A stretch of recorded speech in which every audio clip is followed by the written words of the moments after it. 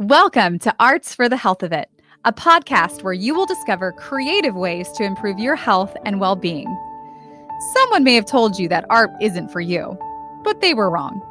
Anyone can create arts for the health of it. No talent or experience necessary. I'm just a little songbird, try to fly my way homeward with the melody, and I make the beat. Don't know where it'll take me, cause when I'm in the dark of night, I sing my way back to the light. Come along with me, and your heart will see that a song changes everything. Oh, oh, oh. Welcome to the Arts for the Health of It podcast. I am your host, Richard Wilmore. I'm your co-host, Constanza Rader. Yay! And we have a really great episode today that I'm excited to share with you. We just talked to Nick Fagan, who is an artist, a visual artist. He works a lot with found objects, which I think is super fascinating. I was like, It's so cool. To walk into a thrift store. At the end of the episode, you have to stay for that because he kind of walks you through how you should go to a thrift store. Like him and Macklemore are just at the thrift store. Popping tags.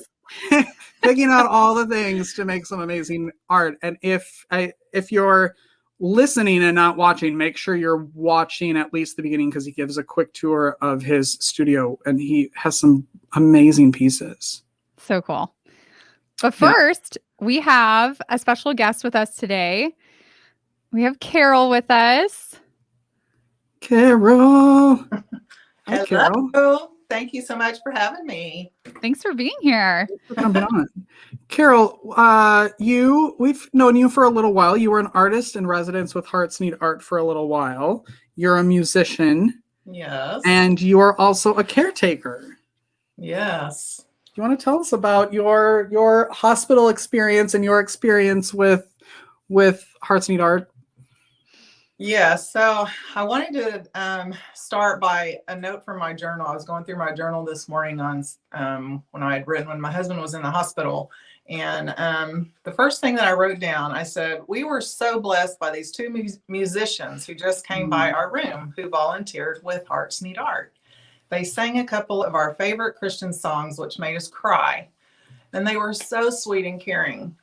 We prayed together and talked a bit and found out that we have a mutual friend as well. Such a small world. So my husband was about to undergo a bone marrow transplant. And earlier in the year, he had been diagnosed with an incurable disease which attacks your organs called amyloidosis.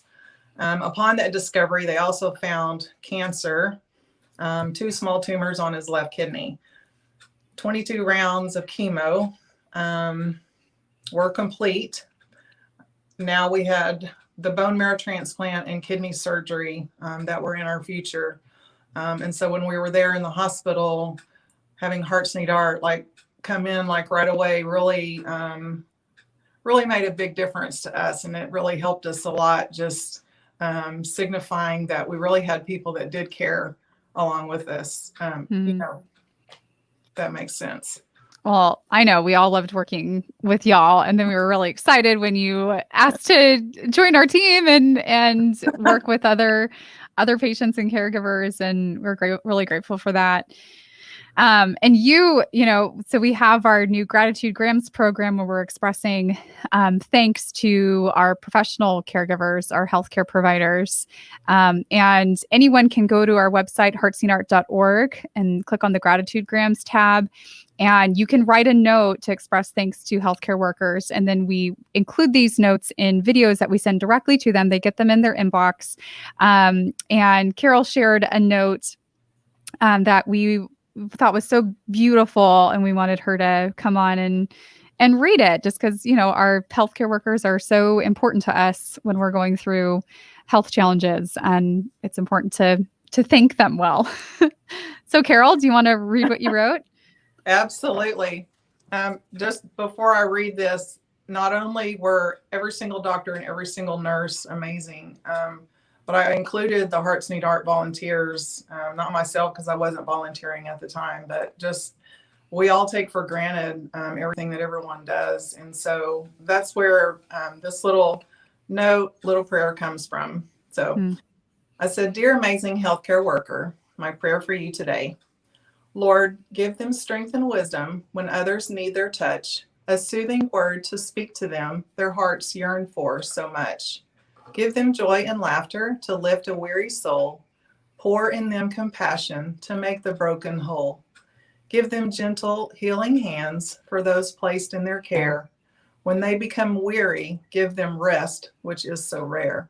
Their work is sacrificial and cannot be undone. God bless our healthcare workers, each and every one." Oh, that's so beautiful. And our heartfelt thanks and gratitude to all of our healthcare workers right now, going, on year 2 of COVID. We know burnout rates are high, and we just want all the healthcare workers listening to know that we love you and we're behind you, and we're very grateful for you. Absolutely. So thank you, Carol, so much for coming on. We appreciate you. Yes, thank you so much. Love y'all. Carol, can we get an update on your husband? Yes, he is doing amazing, actually. He's back at work and he's got all of his immunization back again, and we couldn't be more grateful for Methodist Yay. Health. That's awesome. Yeah. Well, we're so... We can't give hugs, so give him a hug for us. Okay, air hugs. Air hugs. Carol, thanks for jumping on with us today. Thanks, guys. Thank you, Carol. Take care. That was Carol. She's amazing. She is amazing. Let's jump into that interview with Nick Fagan. He's an artist who works in Richmond, Virginia.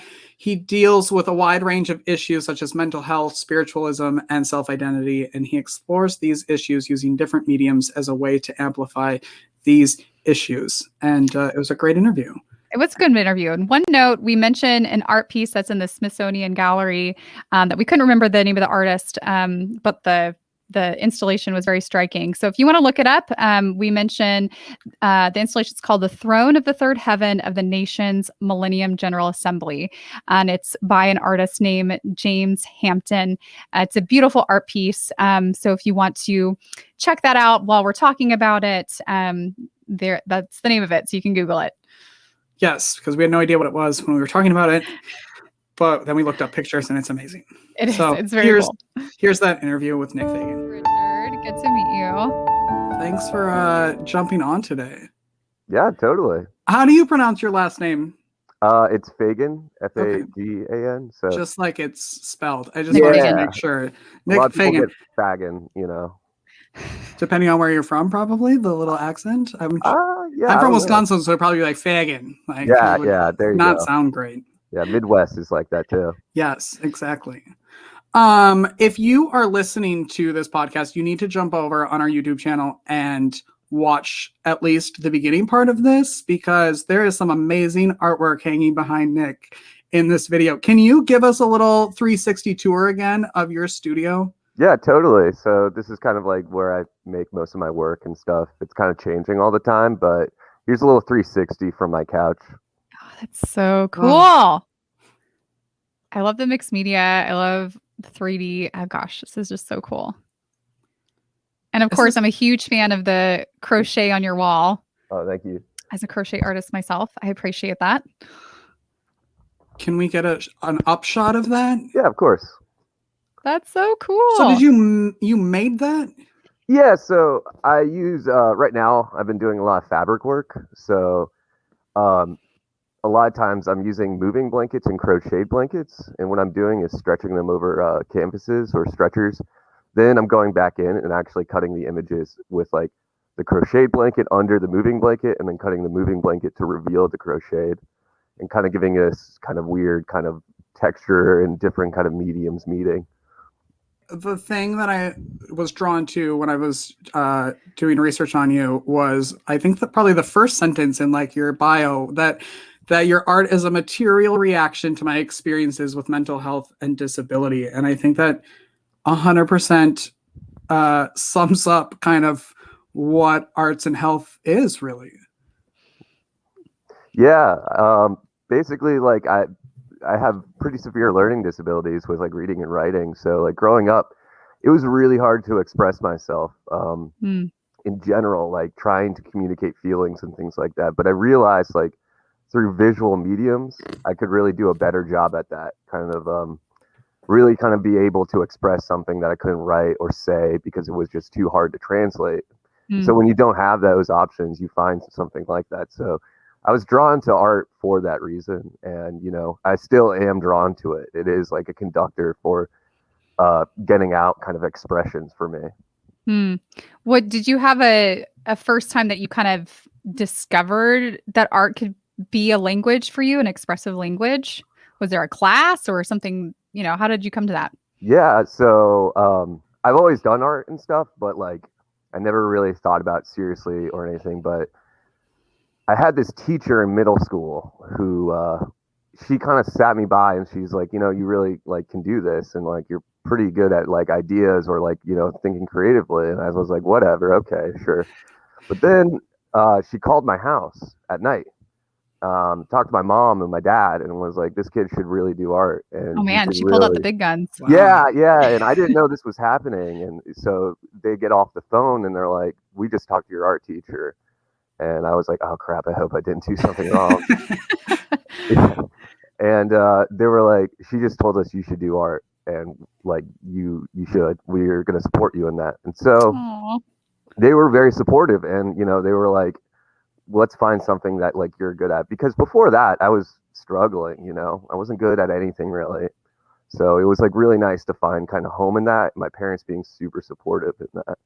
Did you feel confident in your art making up until that point? Not exactly. I mean, I think you're still a kid, so I was like 12 or anything. So like art in general was such a weird thing. It was like either like the cartoons that I like to draw or like the, you know, Da Vinci kind of like hyper realistic. That was my idea of art. So I just like I don't know, I didn't really understand what confidence in art was yet. Sounds like you use a lot of found items, right? Like you're not necessarily always using traditional art materials for your pieces. And I would love for you to talk about that and how you kind of came to work in those mediums. Yeah. Well, I've always been a thrift store person, kind of like exploring thrifting. Pretty much That's really my what whole, this episode should be about. yeah, seriously. My it like started with my grandma. She would always thrift, like always picking up stuff from different thrift stores, glasses, like a lot of lamps. She collected like lamps like crazy. Oh, But I think I got that in my like, you know, in my blood. So when I was in high school, I started thrifting and things like that. Mostly like t-shirts from like, you know, the 80s and 90s of like weird ironic brands. But then it kind of transformed where I started seeing things that at first I think they were ironic buys, but then they became more sincere. So like crocheted blankets, I thought they were just kind of like a gross, not gross, but you can say it. I mean, in a thrift store, maybe, yes.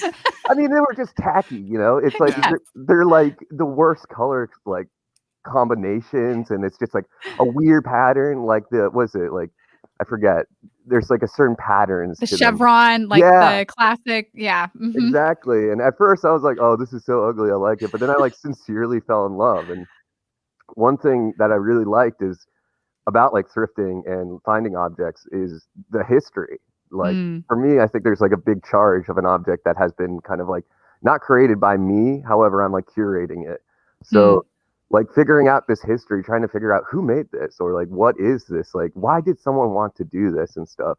So I look for objects that kind of have that curiosity to me. So like again, the blankets were like I just think of these grandmother's figures who, you know, they're not like there's no sense of design, there's no sense of like art or anything. It's just I want to make something for somebody. So like I really like that charge of that. And like other things I've thought about, like I've worked with wood that was part of an old stadium that got wrecked down here, but it had all this history of like big performers would come and play here, and it was completely forgotten about. And I just thought about all these scratch marks that were left in the wood as this residue of people and stuff. And I wanted to show appreciation to this kind of like lost history of objects. I love what you said about like the proverbial grandmother's crochet blankets, and maybe there isn't a lot of formal design or pretty colors or whatever, but there's almost like the sense of artification in its raw form of making something meaningful to them special. Like their grandchild is being born and that grandchild is very special to them. So they want to make something, Yeah. and they may not have the tools to, or the know-how to create necessarily something traditionally beautiful, but like what a beautiful expression of love and meaning in kind of its rawest form. Oh my God. Yeah. That's like my favorite part of those blankets. They're like made for that. It's like, I love you. Here's Yeah. this and Oh, I'm stuff. gonna tear up. That's so I hadn't really I kind of find myself hating on like ugly crochet blankets too. Like I guess the crochet snob But in it's me. like, it's in a But similar vein as like macaroni art from your kid, yeah. It's like this, or like bad pottery from your kid's class. It's not good, so to say, but it's beautiful to you because Yeah. it's like so sincere and like this like really nice kind of like, I don't know, like this kind of like love hours kind of thing. Someone took time to build this Yeah. for you personally. Would you say that there's maybe two different classifications of art, or would you just consider them on a spectrum? You have this like raw expression of creativity that's very rooted in love, but maybe doesn't have skill, and then you have like like a piece made by an artist that's excellent in their work, that's really awe-inspiring and beautiful, and like they're both art, but they're different. I don't know. I'm curious on your thoughts on that. I think let's call them like art worlds or something. That's what I like to think. That's like a really relative identity with the community you're in. So your exposure to art is kind of where you live or your community. If you go to art school, you're going to have a different kind of exposure, mostly to contemporary art, galleries, things like that. But say, or say you're, a graffiti artist and stuff, you're going to have a different exposure to that. And that's going to be your art world. Same with the person who's going to county fairs, seeing like maybe like a quilted piece or a soda can airplane or something like that. That's art to them. And it's completely like, those are all like, I think, exceptional, like good art worlds, like it's not like a hierarchy, so to say. I think some people think that, but in reality, it's just like more of like where you kind of see yourself or where you see art in your life. How has your art worlds evolved since you started? Oh man. Take your time. Where do I start? I mean, going back to when I was like, 10 or 11 and stuff or like 12 or 13, I really didn't know anything. I knew like Picasso, like Salvador Dali, a couple of them. And then my parents were again very like supportive, and so they were like, you should start really going to like do art things and stuff and start like maybe like helping out. So there was a local gallery, it was a community gallery that I started just interning at and stuff, called Grace up in Reston, Virginia.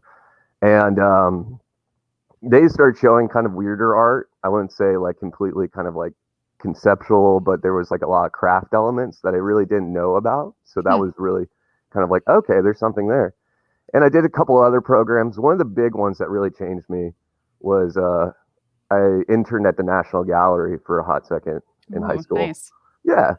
And that opened up like the whole world of like modern art and really seeing kind of like 20th century art and really like seeing how people have pushed farther. So I saw something that I really was attracted to and I wanted to chase more because I saw artists that were like similar. Like I remember the first time seeing Philip Guston and really being blown away, being like, wow, I can really like kind of like relate to this artist in a sense. Like I know there's like a 40-year or 50-year gap between when he was making his, but I feel a connection and there's a place in the format where it's being shown. So this is where I want to be.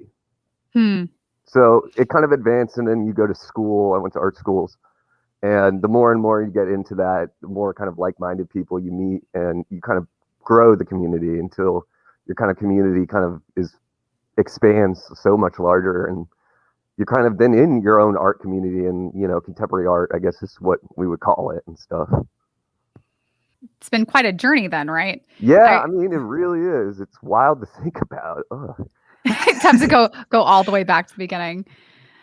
You've mentioned a couple of times the support that you received from an art instructor and then also your parents. Can you explain a little bit about how important that support was to you, what you think would have happened if you didn't have that support, and maybe what you might say to someone who wants to express themselves through the arts but isn't experiencing that same type of support? Yeah, I mean, I probably wouldn't be doing art doing art on such a smaller level if I didn't have that support, like my parents fully committing to me, letting me like be able to, doing art is a risky kind of thing because there is no guarantees of jobs. There is no guarantees of, this is going to pay off at all. It's kind of like you have your stuff and good luck.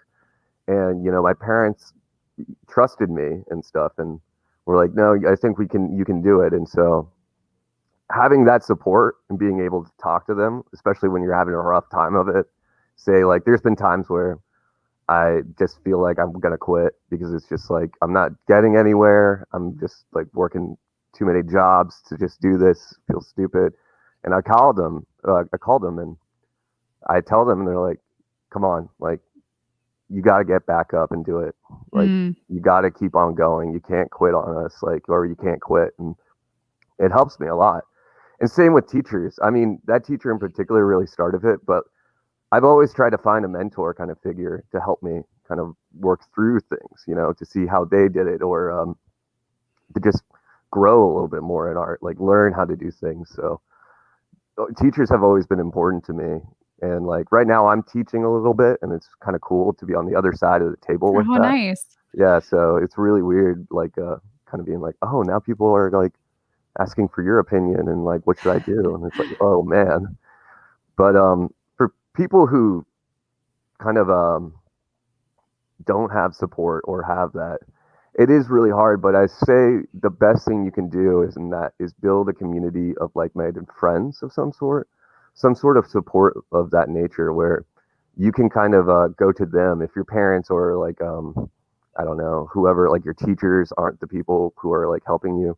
Building kind of an art community, building people that like are with you in this is going to be the best help for it.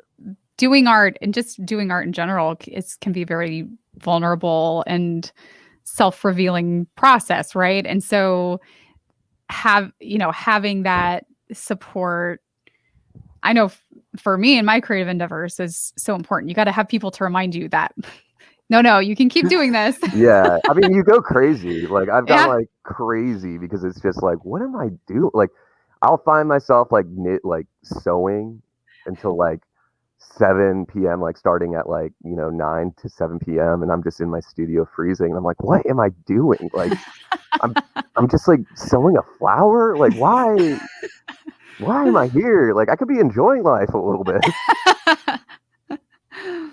You're in the flow state and suddenly it's 12 hours later and you're still working on one flower. Yeah, pretty much. And you're like, wow, what a day. Like, what is it like? I love that like there's sort of like layers to it where you're finding something that someone at one point thought was beautiful and then you're taking it and turning it into something else completely different that's beautiful. Like that layering system to me kind of is so fascinating to like almost amp up something. What can you talk about like the process of that, like going in your hunt, your search? Do you, like you were talking about the history of things, like have you done a lot of research on things or are you like making up the story of the grandma knitting this for her grandchild or both? Yeah.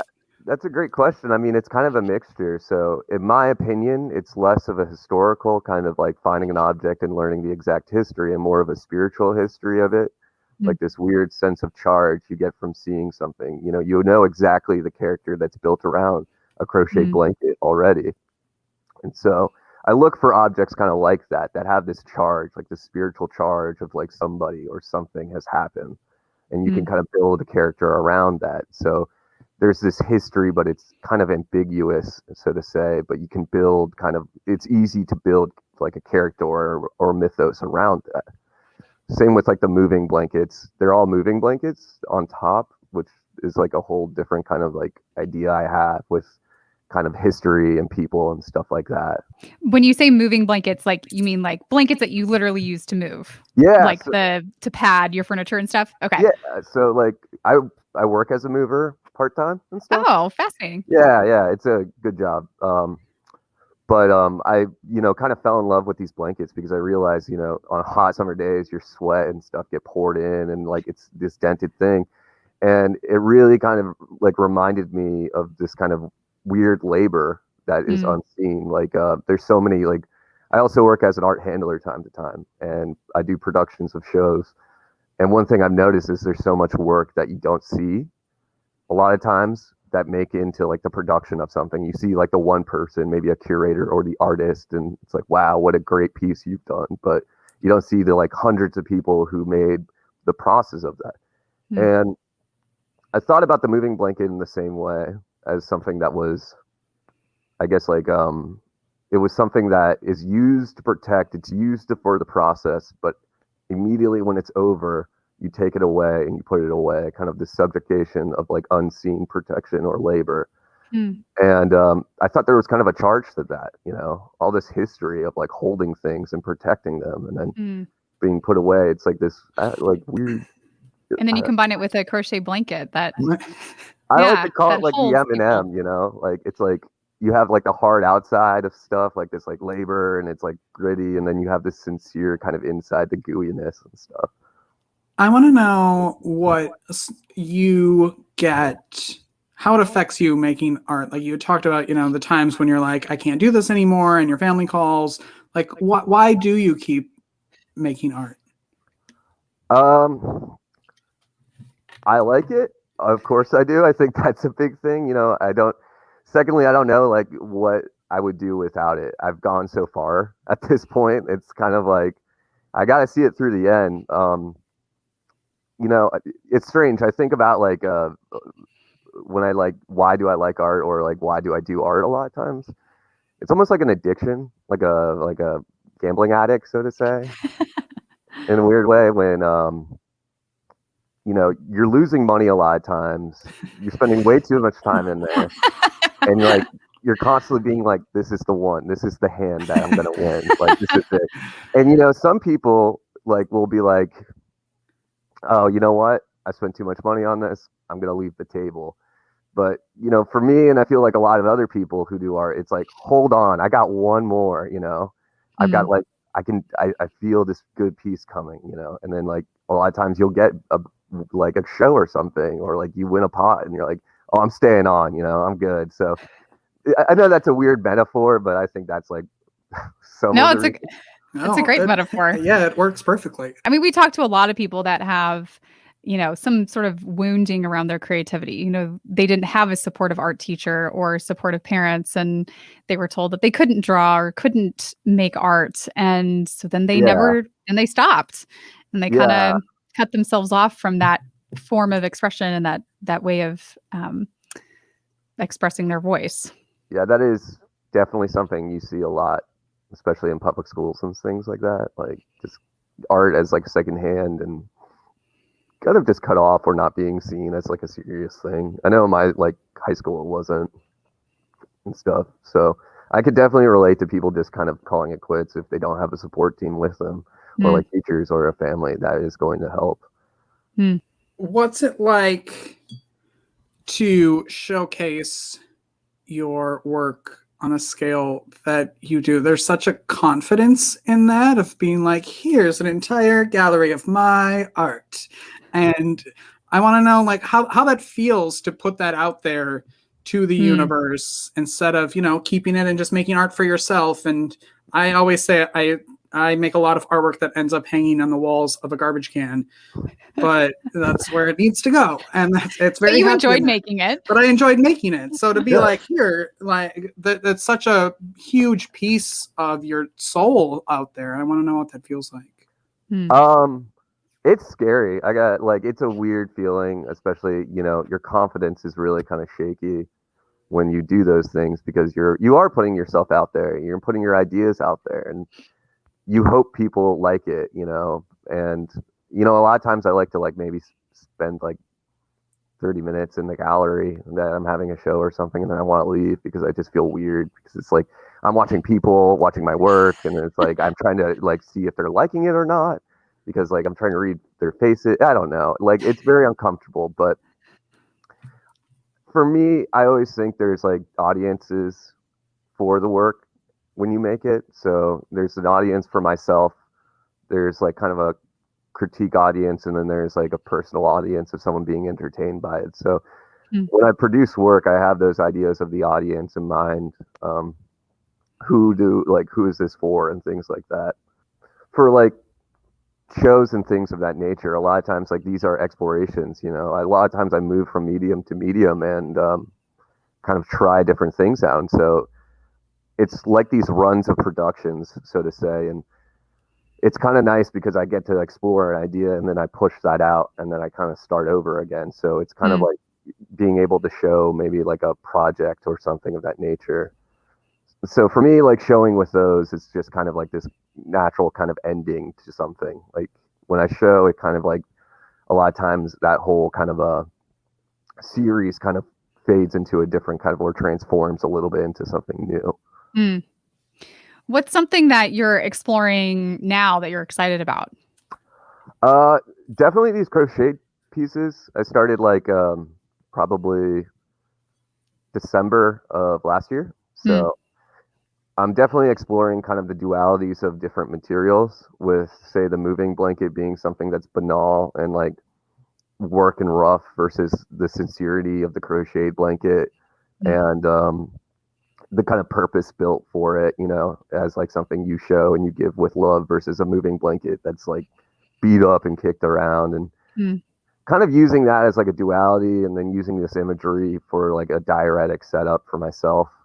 So the imagery kind of comes from different kind of like drawings that I do, or ideas for like a mythos of like my own issues and things of that nature. And they're self-referential in myself, and trying to work through issues that I've been having.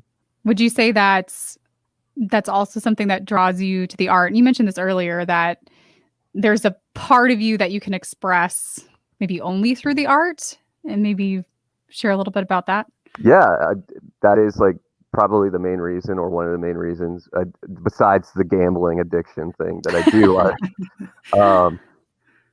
Yeah, because I need to kind of have an outlet that is like kind of makes me comfortable and allows me to do like allows me to express those feelings. Allows me to kind of really just kind of like, I have a hard time writing and reading and things and even talking about some of the things that I feel like. And so to have kind of something that I can pour into and kind of really just let loose and just kind of like let all those barriers down and just have it there is really nice. And it's kind of it helps me kind of just deal with things, like it's kind of like lets out all the gas or the feelings you have. So it's a fairly cathartic process for you, and would you say it helps to improve your mental health in that way? Relatively. I mean, I think it allows you exploration of the issues that you're having. However, it doesn't give you any solutions in that. So I can explore why I'm feeling a certain way. However, and like, it will open up more questions, so to say, but it doesn't really resolve or give you answers. It's a different medium you're putting your feelings in, so to say. Maybe someone who sees it can help you then. But I think for the self, it's a little bit hard to get away from it. Yeah, no, that's a really good point. It's very revealing, but then sometimes you need to go and take those questions to someone that can help you with kind of the next steps. How do you find that resolution? Yeah, I think that's like very important, because you can't abstract from yourself, you can like push it away a little bit or like try to get context, but if you really you need someone from the outside to look in to see like if these things are like being fixed, or is this healthy, and things of that nature. So art is a great way of like interpretation and maybe of like expressing these things that's happening to you. But I wouldn't say it's a solution to problems. So like, it's not like this is not like me being like, oh, this is therapy. It's me just doing what I'm doing as a cathartic like option and things of that nature. So I don't see it as therapeutic, so to say. because it's just something cathartic that I'm doing. Yeah. It's almost like a compulsion. Like this is how I express addiction. this. Back to the gym life. Well, you found your voice. No, I was just saying he's found it. You found your voice and you've held on to it. And I think that's amazing. Yeah. Do you like talking about the pieces you make, since they're so personal and they're so about your, mental health, and or is it like, this is it, take what you want from it, but please don't talk to me about it? Well, so this goes back to kind of the audience thing. I kind of think about my work in different categories of different audiences that see it, and kind of, I break it down for myself, the kind of like comment, or like, the viewer, and then the critic or the critique. So I do it for myself because it is a cathartic action that helps me express myself. However, I also want to show this, and I want to show it to audience. So I do allow these diuretic issues to like show up, but I want them to be entertaining, so to say. Like, I know entertaining is not the right word, but I use it anyways. Basically, when someone sees it, they can go up and be like, that's cool, or they can appreciate it. They don't need to read deeply into it. They can just, have some entertainment, so to say. It's kind of like, oh, wow, crochet blankets, like, neat. Oh, it's like, kind of like that. Like, or like, oh, that's a cool sculpture. Like, that's cool how metal is. But then there is like the critique, which I will, and I'm happy to talk about with people, the deeper meanings of things, getting into these like emotional and kind of, therapy issues and things of that nature. And I'm definitely fine, because I realize also you have to be open about this stuff. To shut down is not being helpful. And I think, like, when you produce something like that, people are going to have questions, and you should, and if you're going into public with it, it's not something that you're leaving in your house. You should be able to answer them. You want to give them answers. So if people want to see your work and check it out, where can they go to see that? I have a website. It's nickfaganstudio.com. And I have an Instagram. It's at nick.fagan. And I'm also going to be in a show in May at a gallery called Super Duchess up in New York. So awesome. Yeah, a couple things. We try to throw in a like practical thing that everybody can do after listening to the podcast. And I would love for you to kind of give a prompt to someone who's like walking into a thrift store for the first time. Like, I'm gonna go, like, I keep going to like remember those old glasses that had like the flowers on them, and like, that's when I think of thrift stores, that's what I think of, those super vintage glasses. But can you kind of give someone something to like look for, or how to navigate that when they're thinking taking something and turning it into art? Yeah, I think this is what I do, and I think this is actually pretty fun to do, is put on your headphones, play one of your favorite songs on repeat for like 30 minutes, and then just walk around and just like look at things. Don't think practically. Don't think of like, oh, do I want this? Oh, is this cool or not? Just look. Look at form, look at color, smell, kind of open your senses to it. And this like kind of repetition, and this weird thing will happen, I think, where you start to really attract to certain things, and you don't know why, but you're attracted, like you were talking about the glasses and things. And like, when you're in that mode, you'll gravitate to things more. And so like, if you do that, I feel like you're going to find some weird things and weird things about you. I love that exercise because it's combining music, which, is kind of my thing. And then also all your senses. And that lines up, what we know about trauma. And when we experience trauma, our brain doesn't encode it in the verbal area of our brain. It's kind of encoded in a pre-verbal and kind of that subconscious part of our brain that responds to stimuli from the environment. So it's kind of a way to kind of tap into maybe that subconscious part of you that needs not just expressing trauma, but just that subconscious part of you that sometimes needs a different way to reveal itself than just the verbal spirit, expression. Like I like to call it the spirits, like the charge and the spirits of those things. That the energy, heart in the head, and you're like tingling from it. Yeah, that's a great. I'm gonna totally try that. I love thrift stores, and I can't wait to. Oh, it's a blast too. It's really okay. is. So I found an item that I like the vibration of it. My subconscious is speaking to me. What do I do with it when I get home? You buy it and you kind of then just sit with it. You know, I think one of the big things that I do is sit with objects for a long time. And just see what it's like translating and like let it be there. And then, you know, it's like a give and take. Sometimes I already know what I'm doing with something, but a lot of times I just have it with me. So I have like chairs and these plinths that I'm attracted to. And then I have a little bit of an idea, like maybe I'll use it for a drawing or maybe I'll use it for a sculpture. But I just wait until, say, something like kind of hits or there is like kind of another object that interact that I think will like work well together. So it's kind of waiting and kind of like just building kind of an arsenal of these like charged objects that can interact with each other. And then you can kind of combine them and mash them and kind of build something with that. Do you have a favorite piece that you have found or a favorite piece that you have made out of something you have found? There's a piece that really like growing up and like it's from found objects. It's I believe in the natural. It's in the National Portrait Gallery, but it's this massive kind of like sculpture that is built out of tinfoil by a man from DC.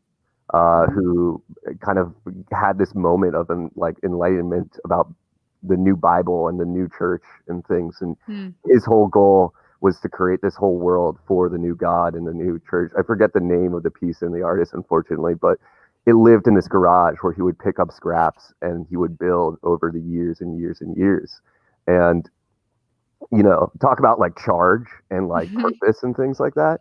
Like that guy really had it, and like seeing it, it's just unbelievable the amount of detail. I mean, books, scepters, whole kind of preaching areas. It's insane, and like seeing that and being like, wow. And then like, you know, seeing my pieces, I'm like, all right, that's a little bit like that, but it's like, wow, that's like intense. And wait, are you talking about like he has these whole vignettes of it's all made of tinfoil? Yes. Oh, I've seen it. Yes. I've seen this. It is absolutely mesmerizing. It is an existential experience to walk through those. It's just crazy. This one guy had to do this, you know, like it's like, whoa, like what's going on? It's incredible. Talk. Wow. And then we're gonna let you go because I don't want to take up all of your day. But what's the longest it has taken you to make a piece? 2 to 3 months, maybe. For one, when I was doing these large scale tapestries, they were about like roughly around like the biggest one was 12 by 12 feet, and they were all hand sewn. Wow. And so I would just be sitting on the ground for hours, like a day, just listening to podcasts or music and sewing with fishing line, just slowly doing it. And it just took a lot of time, but yeah, I would say maybe like 2 to 3 months. Well, and now you have a new podcast to listen to, Arts for the Health of It. Yeah, I definitely will. Just saying, throwing that out there, you could listen to it. Oh, for sure. I'm definitely going to listen. Nick, thank you very much for jumping on and talking with us today. Yeah, thank you so much, guys. Nick. Yeah. And if you're listening, make sure you go and check out his website. He has such cool images on there, and follow him on social. And if you're in New York, check out his show. But thank you for being here. We'll talk to you soon. Yeah, talk to you soon. Thanks, Nick. Yep. Thank you for listening to Arts for the Health of It, a podcast produced by Hearts Need Art, creative support for patients and caregivers, in partnership with the National Organization for Arts and Health. You can help others learn about the healing power of the arts by subscribing, sharing, and reviewing the podcast wherever you listen or watch. The podcast is hosted by Richard Wilmore, co-hosted by Constanza Rader, and produced by Ivan Briones. Our theme song, Songbird, is written and performed by Natalie Lane. Visit heartsneedart.org to learn how you can support our mission to create joy with people facing life-altering health challenges. Join us next week to learn more ways you can create arts for the health of it. The views expressed on this podcast do not necessarily reflect the views of Hearts Need Art, their staff, board members, or other affiliates. All content is created for informational purposes only.